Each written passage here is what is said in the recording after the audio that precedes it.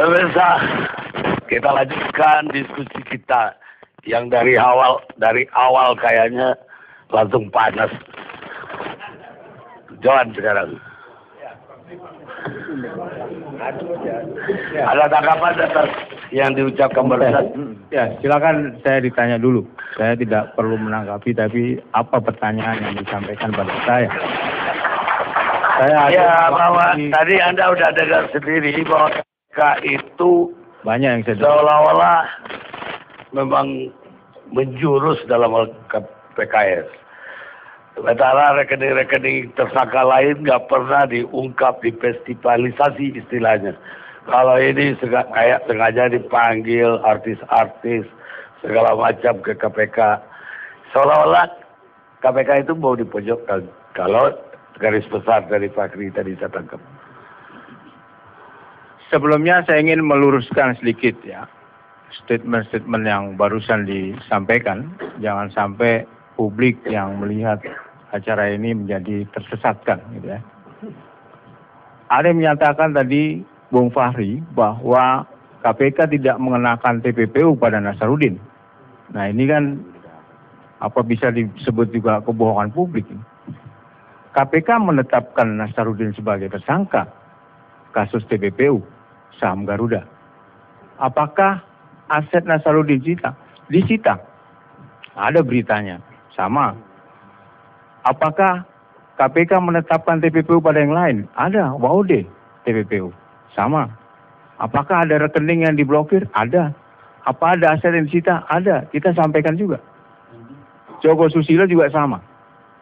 Kita sampaikan juga. Tapi tentu jangan disamaratakan begitu, bahwa semua bisa dikenakan TPPU. Kan harus ada unsur-unsur yang kemudian bisa membuktikan bahwa dugaan tindak pidana korupsi dari seorang tersangka itu memenuhi unsur-unsur di Undang-Undang Nomor 8 Tahun 2010 tentang TPPU. Mengenai tadi festivalisasi katanya. Di KPK itu hampir tiap hari tanpa diundang, media menjalankan tugasnya meliput di KPK. Dan itu kewajiban KPK untuk menyampaikan apa yang dilakukan oleh KPK. Pertanyaan-pertanyaan disampaikan kepada kami tentu berkaitan dengan apa yang sedang dilakukan oleh KPK. Dan itu saya jawab bahwa ada kasus yang diusut oleh KPK berkaitan dengan si A atau si B. Tadi juga disampaikan seolah-olah kenapa mengundang wanita-wanita cantik tadi disebut. Bukan tanpa alasan KPK mengundang seorang saksi ya. Saksi diperlukan kalau berkaitan dengan keterangan-keterangan yang kita perlukan dalam kaitan dengan pemeriksaan sebuah penyidikan. Di dalam kasusnya Pak Joko Susilo itu sama juga. Ada istri Pak Joko yang kita mintai keterangan sebagai saksi. Sama saya kira. Jadi tidak ada festivalisasi di situ. Apalagi pembentukan opini yang disebut tadi. Itu haknya media saya kira untuk meliput, memberitakan apa yang menurut media itu menarik ya bagi publik. Apakah KPK menangani kasus-kasus yang lain? KPK menangani kasus-kasus yang lain. Hampir setiap hari kita memeriksa saksi-saksi Hambalang ya. Kemudian juga saksi Senturi. Itu kita lakukan. Tetapi kan media tidak bisa dipaksa untuk memberitakan yang ini, jangan memberitakan yang itu. Jadi KPK tentu tidak punya kewenangan untuk mempengaruhi apakah media ini harus memberitakan si A atau si B. Saya kira itu adalah hak sepenuhnya pada media. Tentu Pak Karni juga nggak mau topik ILC ini diatur-atur juga, kan tidak mau. Jadi itu sepenuhnya kewenangan media untuk memberitakan mengenai sebuah kasus yang dilakukan oleh KPK. Nah, apakah KPK mempolitisasi? Saya kira ketika kita menangani kasus yang menyangkut Ketua Umum Partai Demokrat misalnya, itu juga ada ditarik-tarik, seolah-olah ini ditarik ke persoalan politik. Kan tidak seperti itu.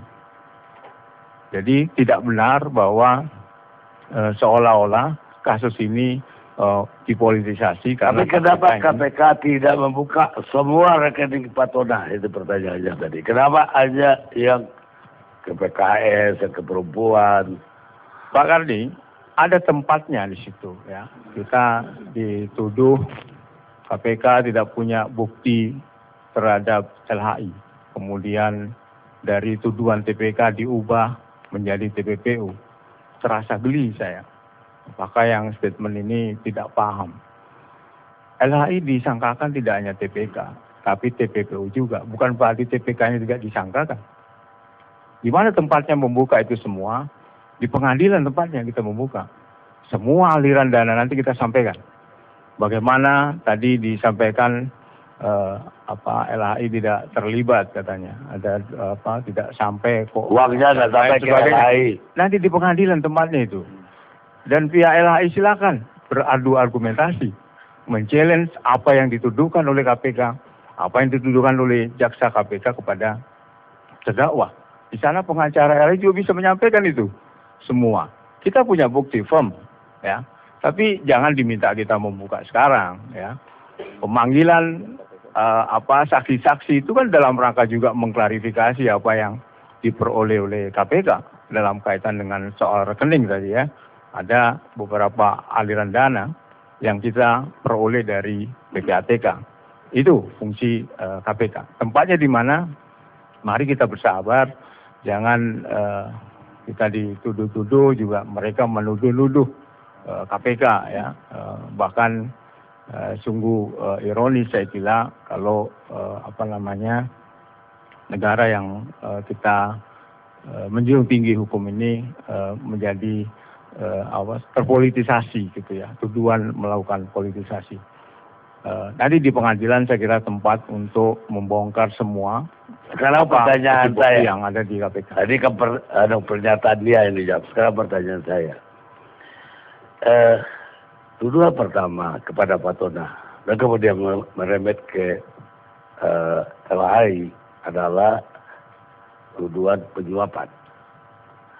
Karena ada kuota yang disuap oleh Indoguna. Buktinya apa? 1 miliar ada di tangan Pak Tona. Tapi kenapa yang belakangan disita, ada rumah Pak Tona yang disita, rumah istrinya.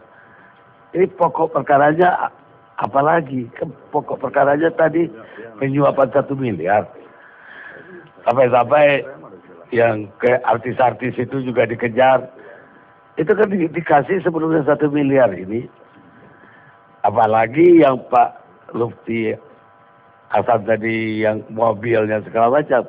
Memang rasanya ini nggak ada dari apa-apa dari KPK. Kasus apa di luar ini? Kalau awalnya ada, ini Indoguna memberi suap 1 miliar. Harusnya kan KPK juga mengatakan di luar ini ada kasus ini.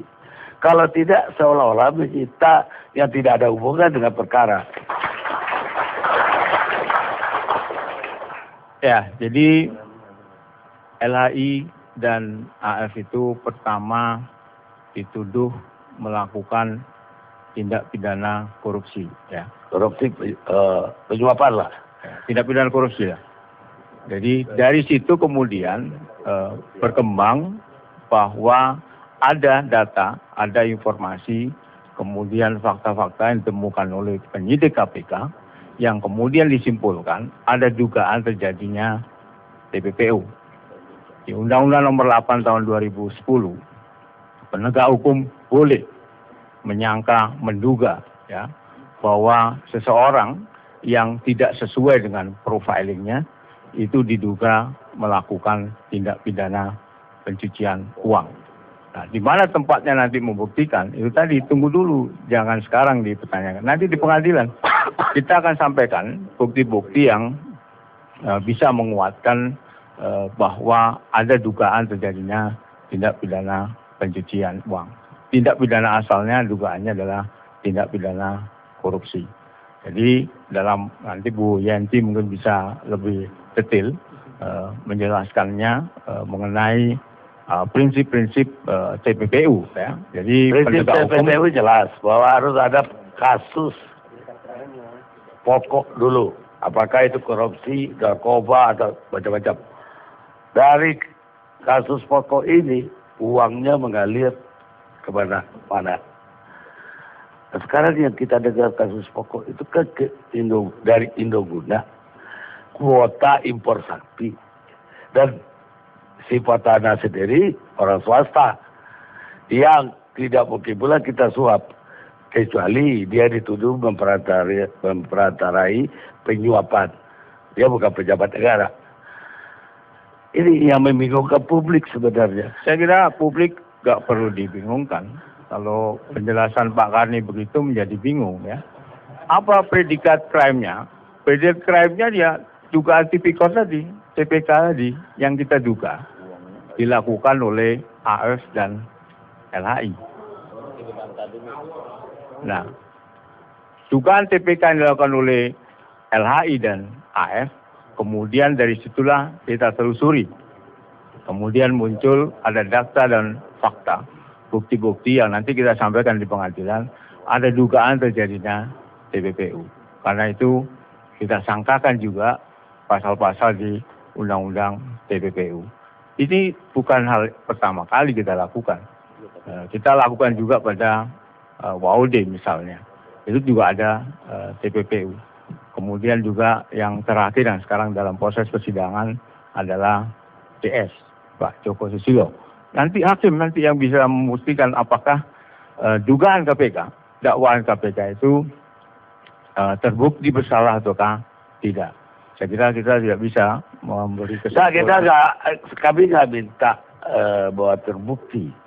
Yang kami minta itu kasus pokok waktu menyita ini apa?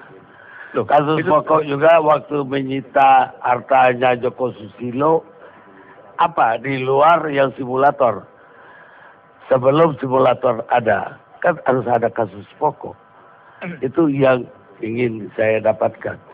Iya, tadi di awal sudah saya sampaikan bahwa predikat crime, dugaan pertama terjadi kemudian kita TPPU kan itu adalah dugaan tipikor, TPK yang diduga dilakukan oleh AF dan LHI. Nah, dari situlah kemudian penegak hukum itu bisa menduga yang tidak sesuai dengan profiling dari tersangka, itu bisa menduga bahwa ada dugaan bahwa harta-harta itu diperoleh dari tindak pidana ya. Nah, apa nanti dalam proses pembuktian nanti itu di Undang-Undang 8 2010 itu ada asas namanya pembalikan beban pembuktian.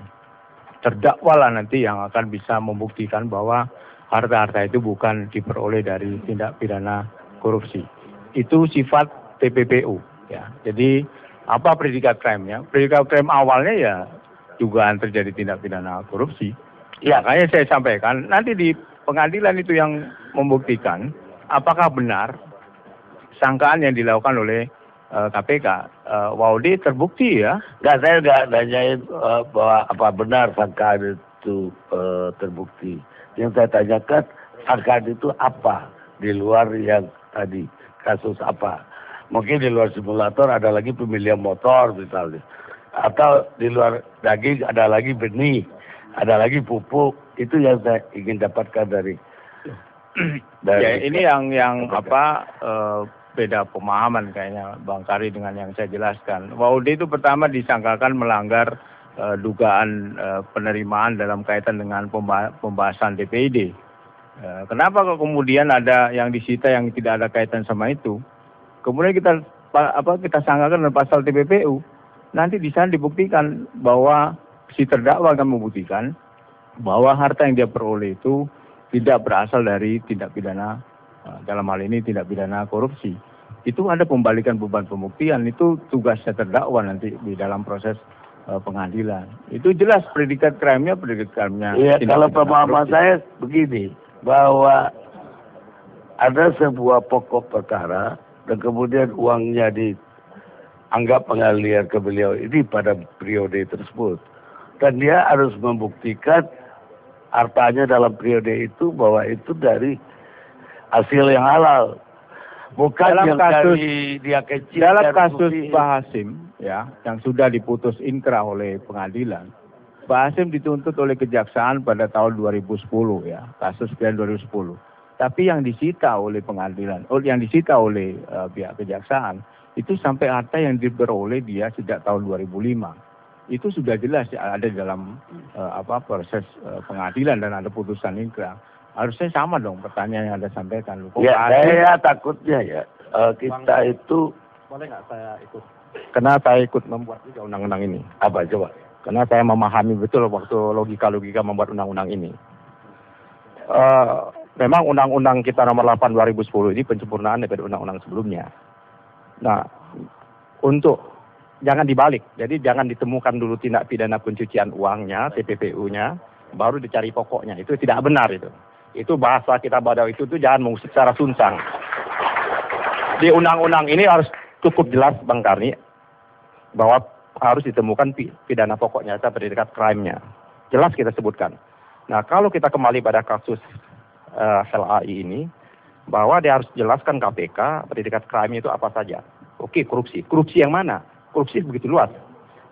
Korupsi sapika, korupsi pengadaan sapika, korupsi yang mana? Nah, kalau kita mendengar pada waktu itu adalah, ini dugaan korupsinya adalah kasus suap, penyuapan seperti itu. Nah, kalau dia kasus suap, maka rentetan peristiwa yang di TPPU itu yang berkaitan sesungguhnya, itu yang kita inginkan itu dengan suapnya. Kalau ditemukan lagi ada pencucian uang, maka ditemukan predikat crime yang lain lagi seperti itu, maka dirumuskan seperti itu. Maka dia harus dirumuskan itulah pengertian saya. Tadi yang saya tanya kita. Itu yang terjadi seperti itu.